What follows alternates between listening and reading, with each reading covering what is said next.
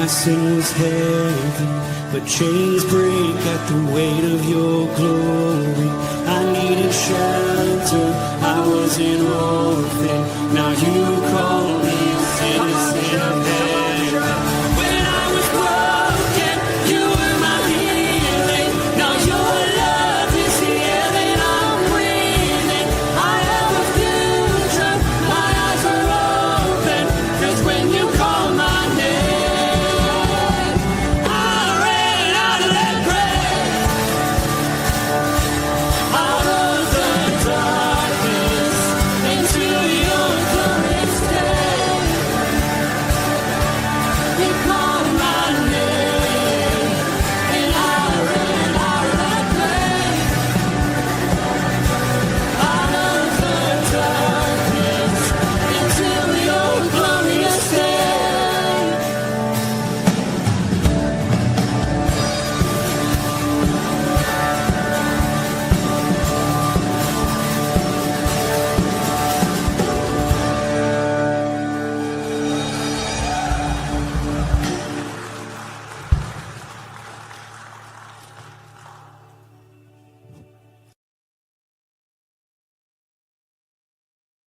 Good morning, everybody.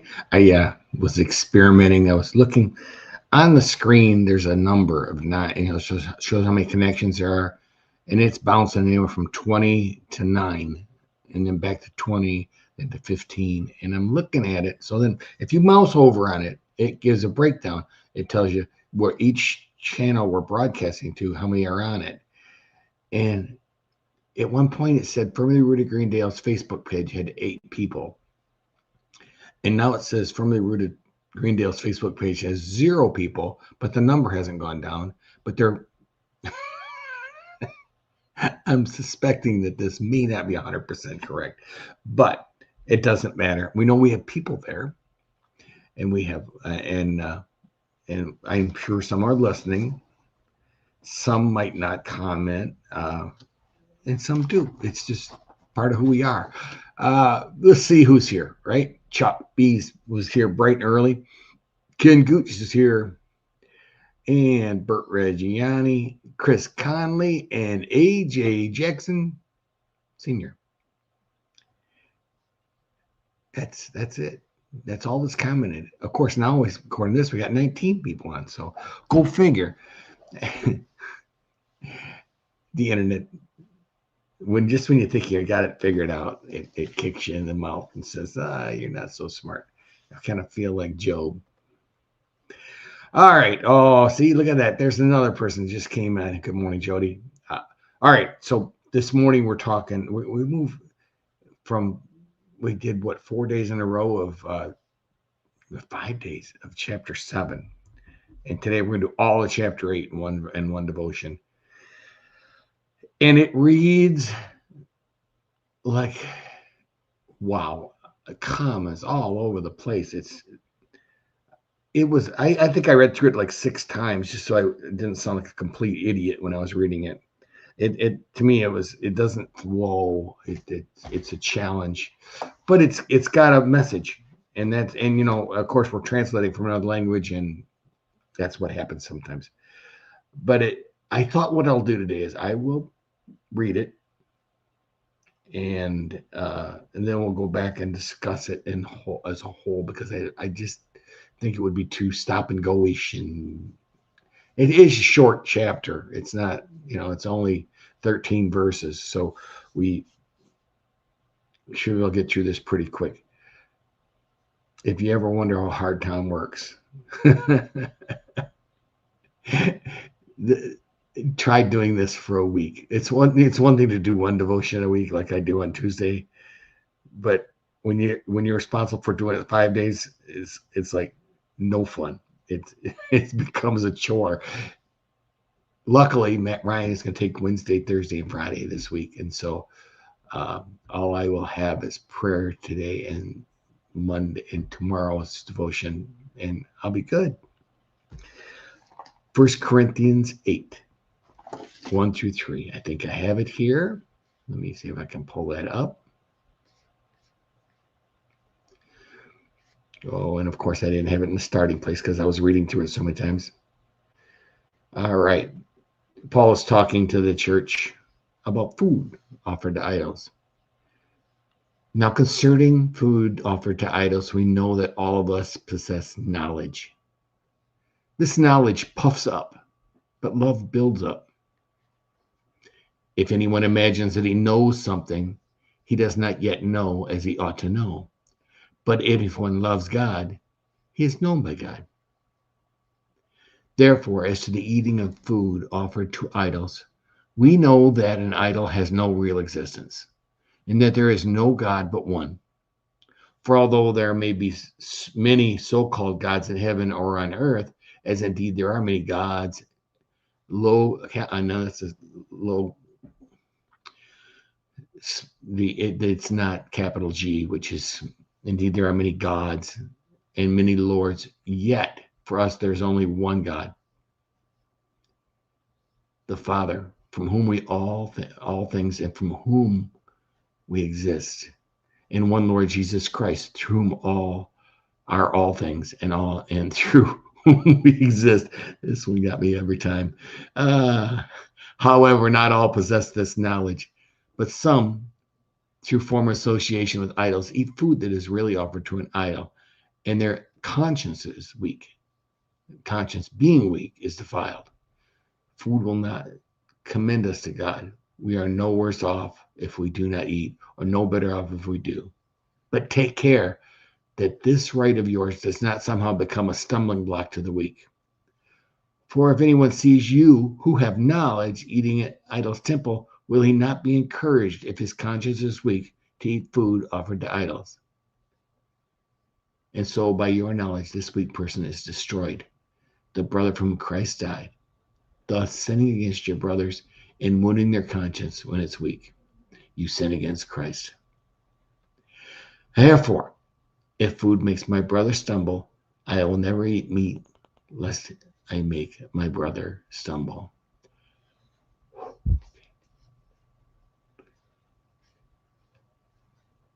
There must be 75 comments in that paragraph. Comments. Paul is addressing the church in Corinth. Some believers have had the correct theology that idols are nothing. I mean, but they're using their knowledge in a prideful way. Idols, we know that idols aren't real. There's only one God, and therefore eating meat sacrificed to idols is harmless. I love how he uses the term puffs up. He's talking about your attitude when you have knowledge. He's talking about, I liken it to the Genesis story. What caused Eve to finally give in to the serpent? It was the thought that she would have knowledge. It was the thought that she would be more important than she is now because she had knowledge. That was the final thing that broke the straw. That was the straw that she said she went from listening to God to love breaking. Knowledge can be used to make you feel superior. People with knowledge have a tendency to talk down to people. It created distance from others. The focus is on being right, not being loving. You ever seen somebody that argued every point and you felt, please? Knowledge without love can become dangerous. I think is what Paul's saying, especially in a church. Pharisees knew the law, didn't they? I mean, the Pharisees knew the law inside out. They practiced it perfectly. But Jesus called them whitewashed tombs. He called them blind guides, hypocrites. So that knowledge did nothing for them.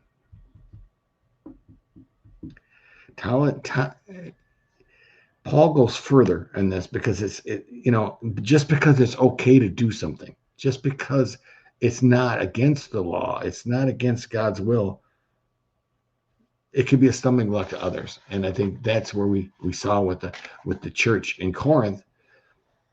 there was pagans that were now Christians, and they're seeing something that they did in their church,